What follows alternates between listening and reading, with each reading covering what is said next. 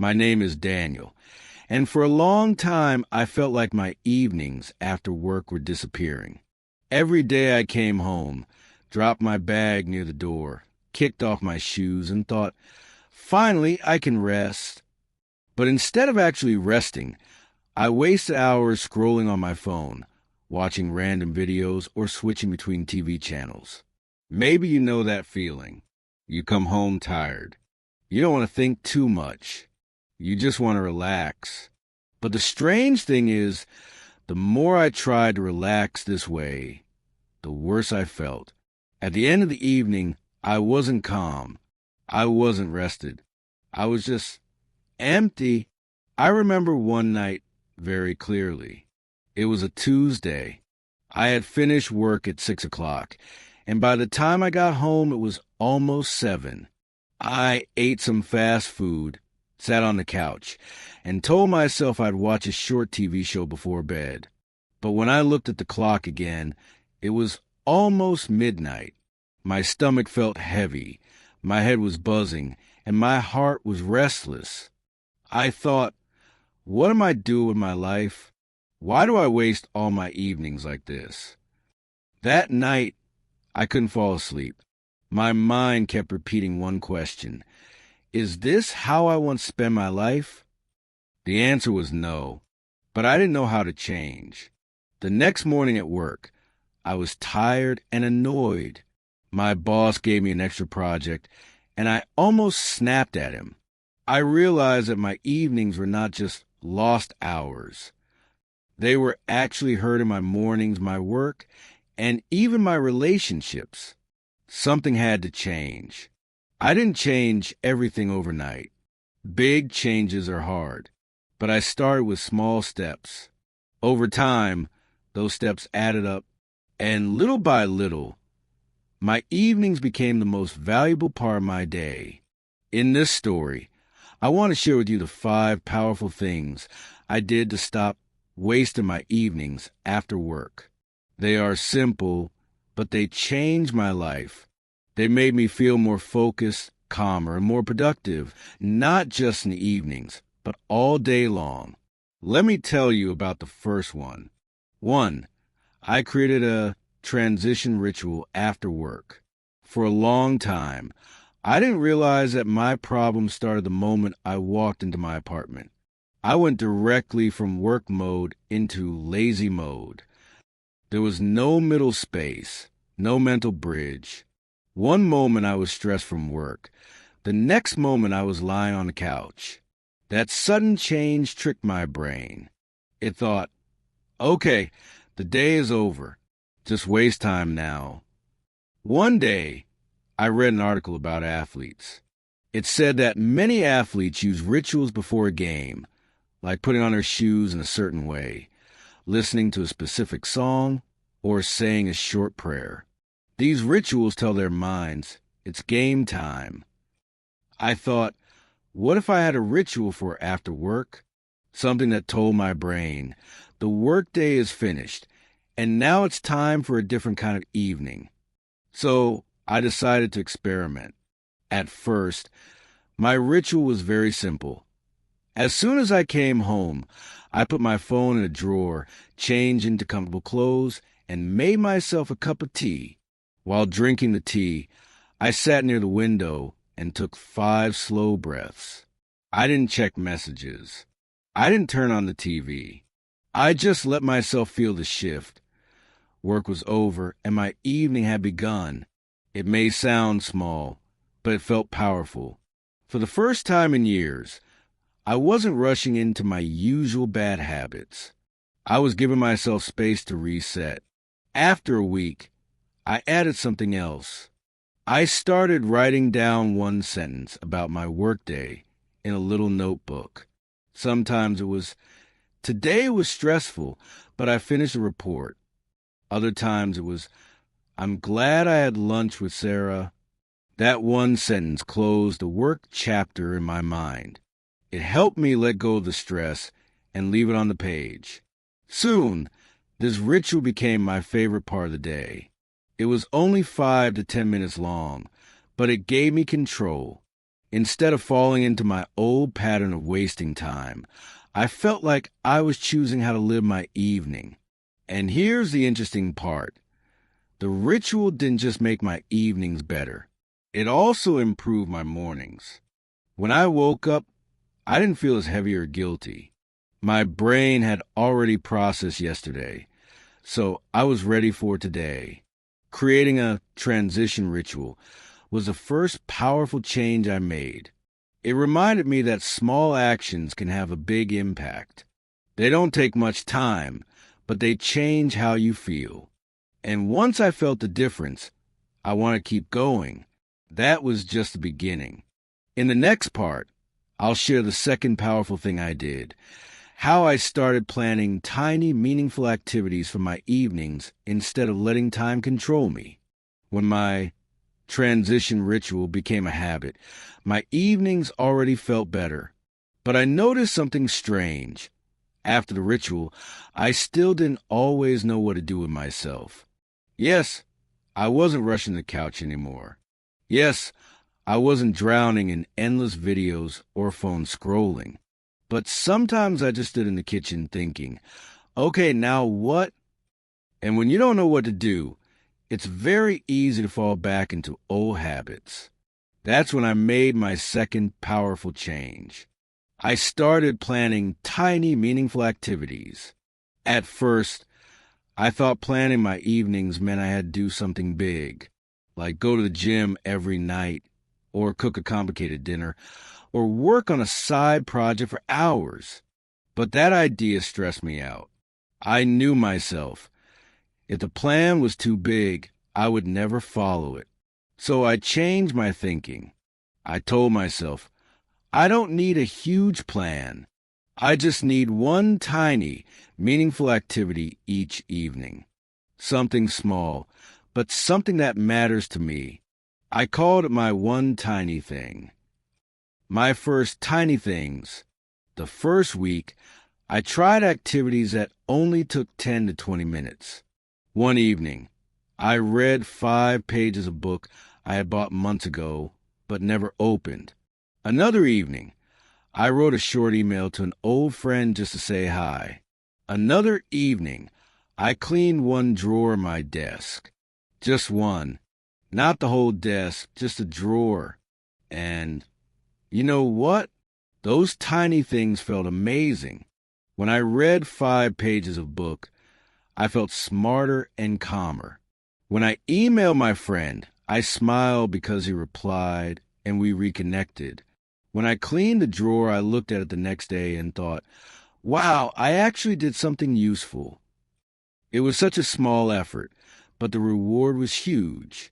Instead of thinking, I wasted my evening again, I could say, I did at least one meaningful thing tonight. The psychology behind it. I didn't realize it at the time, but later I learned that this is actually a powerful psychological trick. Our brains love small wins. When we accomplish something tiny, our brain releases a little bit of dopamine, the feel-good chemical that tiny success makes us want to do more. It's like climbing a mountain, but instead of looking at the huge peak, you just focus on the first small step. Once you take it, the next step feels easier. That's exactly what happened with my evenings. One tiny thing led to another. Some nights I stopped after one thing, and that was fine. Other nights, I felt so motivated that I did 2 or 3 more things without even planning them. Examples of my tiny things. Here are some examples of the kinds of things I started doing in my evenings. Write down 3 things I was grateful for that day. Practice guitar for 15 minutes. Watch a short educational video instead of random TV. Organize my backpack for the next day. Stretch for 10 minutes. Cook one healthy meal, even if it was just scrambled eggs or vegetables. Water my plants. Call my mom. Each one was simple. None of them took more than 20 minutes, but they all gave me a sense of progress. They reminded me that life is made of small choices, not just big ones. the effect on my evenings. After about a month, my evenings felt completely different. Before, I used to look at the clock at 10 p.m. and think, where did all the time go? Now I look at the clock and thought, I did something good tonight. That feeling changed everything. I didn't feel guilty anymore. I didn't feel like I was throwing my life away. Instead, I felt like I was slowly building a better version of myself, piece by piece. And the best part? The more I practiced this habit, the more energy I had. At first, I worried that doing activities would make me more tired after work. But actually, it was the opposite. Doing something meaningful gave me energy. It was like my soul was hungry, and these small activities were food. A funny story. One night, I remember I planned my tiny thing to be cooking a real dinner instead of ordering takeout. I had a simple recipe for pasta with garlic and olive oil. Honestly, I thought it would be boring, but when I started chopping the garlic, I felt alive. The sound of the knife, the smell of the garlic, the heated pan, it all woke me up. When I finally sat down with my plate of pasta, I laughed. I thought, this feels better than any fast food burger I've eaten after work. And the whole thing took less than 30 minutes. That little moment taught me something.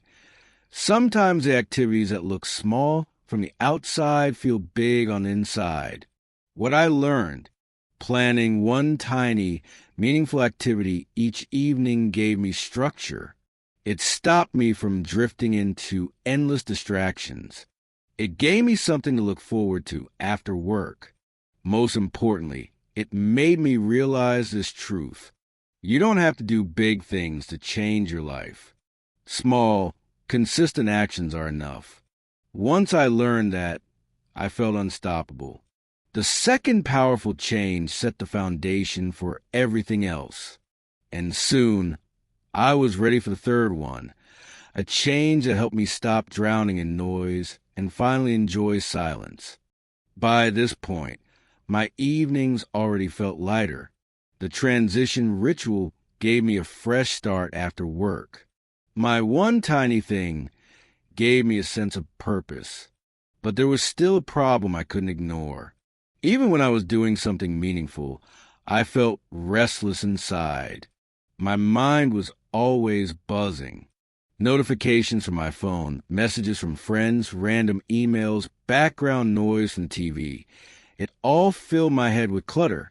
That's when I made my third powerful change. I learned to enjoy silence and disconnect from noise. I'll be honest. In the beginning, silence scared me. When the apartment was quiet, I felt uncomfortable. My brain immediately wanted to fill the space with sound, music, TV, YouTube, anything. It was like I was afraid of being alone with my own thoughts. But then I asked myself, why? Why am I running away from silence? That question hit me hard. Maybe the silence reminded me of things I didn't want to think about, stress from work, doubts about my future, or even just feelings of emptiness. But avoiding silence wasn't solving anything. It was only covering the problem with noise.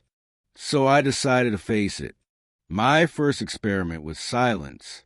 One evening, after finishing my transition ritual, I didn't turn on the TV or music. I left my phone in the drawer and just sat on the couch. At first, it was strange. The apartment felt too quiet. I could hear the refrigerator humming, the cars outside, even my own breathing. For a few minutes, I felt uncomfortable. My mind screamed, "This is boring. Turn something on." But I resisted. I just sat there. Then something amazing happened. After about 10 minutes, my thoughts began to slow down. My shoulders relaxed. My heartbeat felt steady. For the first time in a long time, I felt present. It was like my brain had been running at full speed all day, and finally, it had permission to rest. The gift of silence. That night, I realized silence isn't empty. It's actually full of space. Space to think, to breathe, to notice yourself. Silence is a gift we forget to open. I started practicing silence for 10 minutes every evening. Sometimes I just sat quietly. Other times I closed my eyes and listened to the sounds around me. Sometimes I lit a candle and just watched the flame. It wasn't meditation in the formal sense. I didn't follow any strict rules. I just gave myself permission to be quiet. And slowly, I began to crave that silence. It felt like a shower for my mind, washing away the noise of the day, disconnecting from digital noise. Silence also taught me something important about technology. I realized that my phone was the biggest source of evening noise. Even when I didn't want to, I checked it constantly. Messages, social media, random apps. Each time, my brain jumped from one thing to another. No wonder I felt restless. So I made a rule: after 8 p.m., no notifications. At first, I was scared. What if someone needed me? What if I missed something important? But guess what? The world didn't fall apart. Nothing terrible happened. In fact, most of the urgent things could easily wait until the next day. Turning off notifications gave me back control. Instead of being pulled in 100 directions, I decided where my attention went. A story about quiet walking. One of my favorite discoveries was something I now call my quiet walks. Instead of always walking with headphones, I tried walking in silence. At first, it felt strange. I was so used to music or podcasts. But then I noticed things I had never paid attention before. The way the evening air smelled, the sound of leaves under my shoes, the rhythm of my own footsteps. One evening, during a quiet walk, I saw the sunset painting the sky orange and purple. It was breathtaking. And I thought to myself, how many sunsets have I missed because I was too busy staring at a screen? That moment stayed with me. Silence wasn't boring anymore. It was beautiful. The benefits I felt, learning to enjoy silence and disconnect from noise, gave me benefits I didn't expect. Better sleep. With less noise before bed, my mind slowed down and I fell asleep faster. More focus. When I did my tiny things, I could concentrate without distractions. Deeper emotions. I felt my feelings more clearly, whether it was joy, sadness, or gratitude. Instead of running from them, I let myself feel them. More creativity. In silence, new ideas appeared. Sometimes while sitting quietly, I suddenly thought of a solution to a work problem or a new idea for a hobby.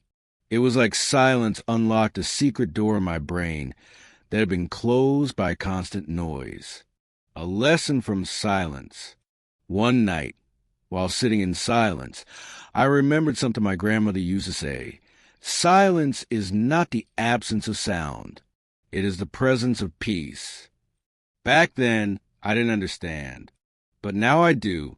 Silence is not about nothing. It's about giving yourself space to breathe, to think, to rest.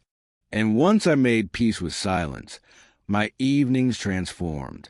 They no longer felt like wasted hours. They felt like sacred time, a place where I could recharge and be myself. That was the third powerful change. The next one was even more surprising, because it wasn't about silence, but about moving my body in ways that gave me energy instead of draining it. By the time I had created my transition ritual, added one tiny meaningful activity, and learned to enjoy silence, my evenings felt more alive than ever before. But there was still something missing.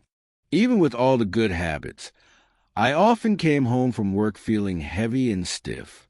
Sitting at a desk all day made my back ache. My shoulders were tight. My energy felt low. And sometimes all I wanted was to collapse on the couch. That's when I realized my body needed attention too. My evenings would never feel complete if I ignored the physical side of my life. So I made my fourth powerful change.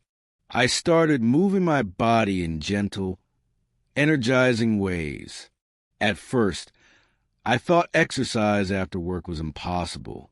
I imagined sweaty gyms, heavy weights, and long runs. The very thought made me tired. But then I asked myself, what if movement didn't have to be exhausting? What if it could give me energy instead of stealing it? That question changed everything. My first step, stretching. One evening, instead of turning on the TV, I lay down on the floor and stretched. I moved my arms overhead. I bent forward and touched my toes. I rolled my shoulders in circles. It was nothing fancy, just 10 minutes of stretching. But when I stood up, I felt lighter. The tension in my back softened. My mind cleared. I thought, wow, that actually feels good. So I started doing it every evening, sometimes with calming music, sometimes in silence. It became a ritual that told my body, the day is done. Let's release the stress. Turning movement into play. After a week of stretching, I wanted to try more. I remembered how much I loved dancing as a kid. So one evening, I put on a fun playlist and just danced around my living room for 15 minutes. I laughed at myself because my moves looked silly.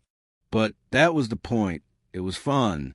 I wasn't trying to be a professional dancer. I was just moving for joy. That night, I went to bed smiling. My body felt alive again and my heart felt light. Small walks, big impact. Then I added short evening walks.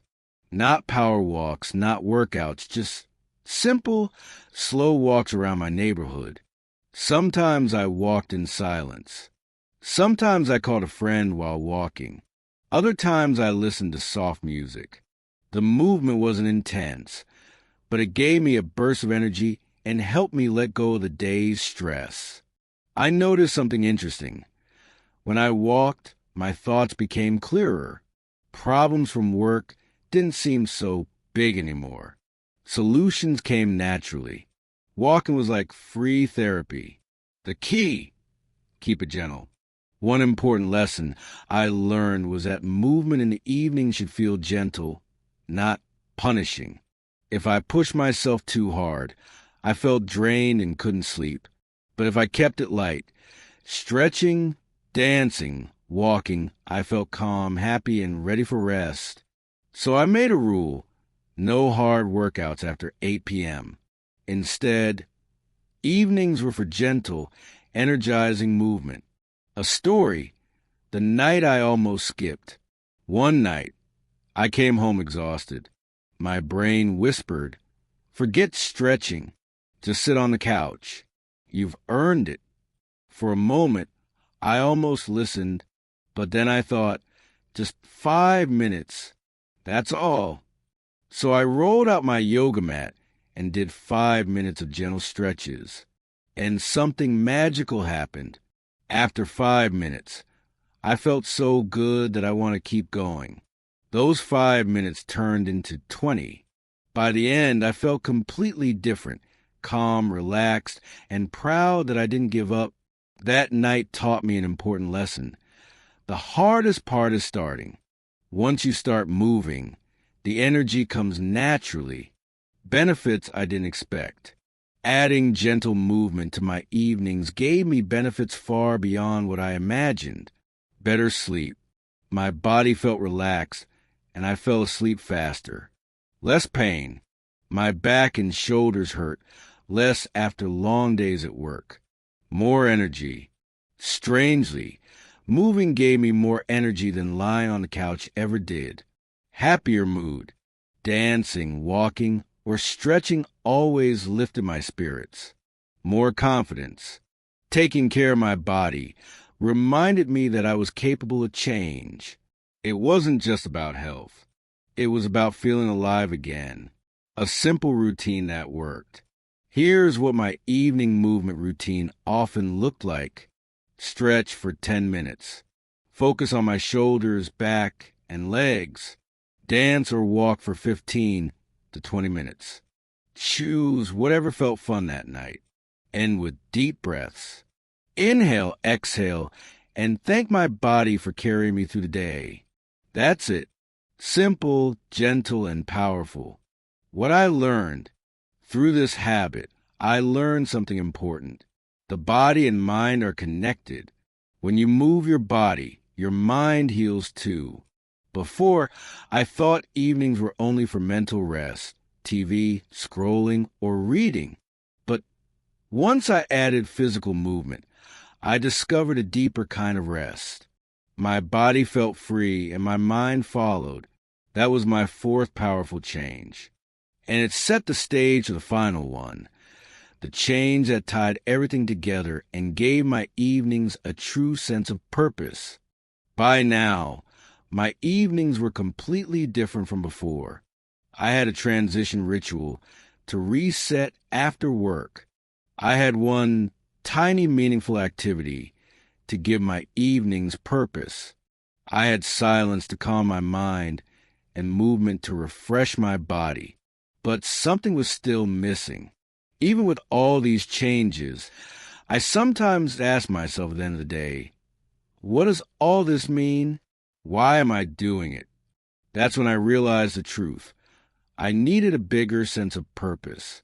Without purpose, habits can feel empty, like just another task on a checklist. With purpose, even the smallest action feels meaningful. So I made my fifth powerful change. I spend time reflecting and connecting with my future self. This may sound deep, but it started very simply. One night, instead of watching TV, I opened my notebook and wrote down a question. Who do I want to be in 1 year?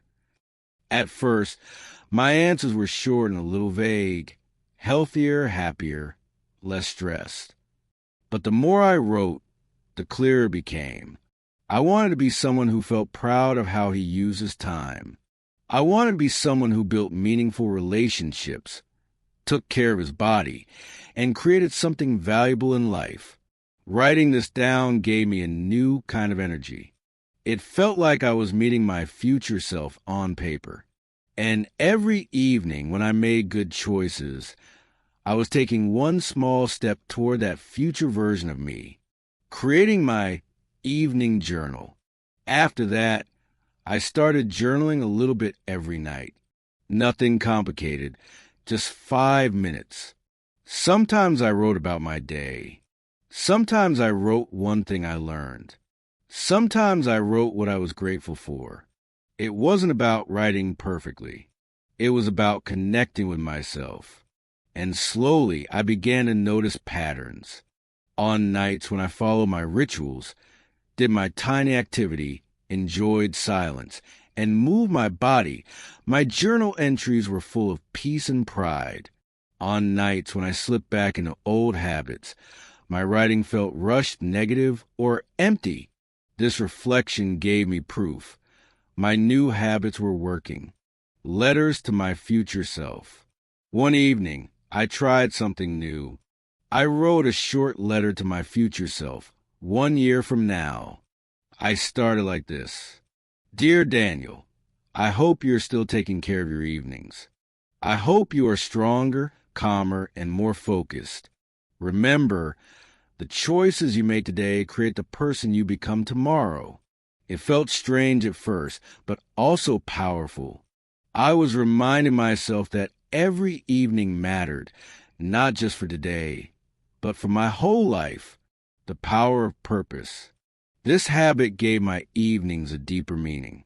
Instead of just thinking, I'm stretching because I should, I thought, I'm stretching because my future self will thank me for it. Instead of I'm sitting in silence because it's healthy, I thought, I'm sitting in silence because I want to be someone who lives with peace. That shift in perspective changed everything. My evenings were no longer just about rest or productivity. They were about becoming the person I wanted to be. connecting with people too. Reflecting on my future self also made me realize something else. I didn't want my life to be just about me. I wanted stronger connections with the people I loved. So I added another small evening habit, reaching out. Some nights I called my mom. Some nights I texted a friend to check in. Some nights I wrote a quick message to say thank you to someone who had helped me. These connections didn't take much time, but they filled my evenings with warmth. They reminded me that life feels richer when it's shared. A story, the night I felt it all come together. One Friday evening, after work, I followed my full routine.